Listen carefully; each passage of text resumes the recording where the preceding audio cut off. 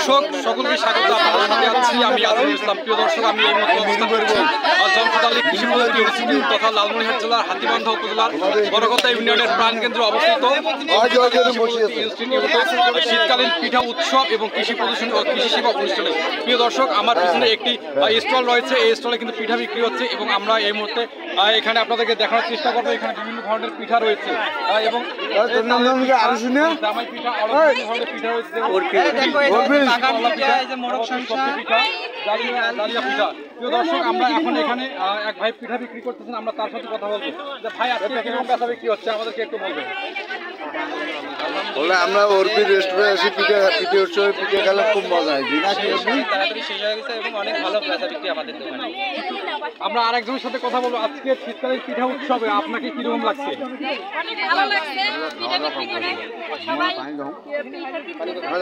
আর এখন পর্যন্ত আপনাদের পিঠা কিরকম বেচা বিক্রি হচ্ছে? আমাদের সর্বোচ্চ।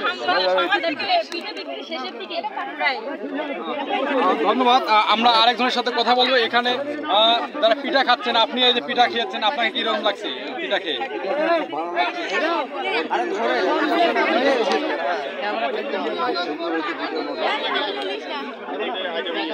ধন্যবাদ।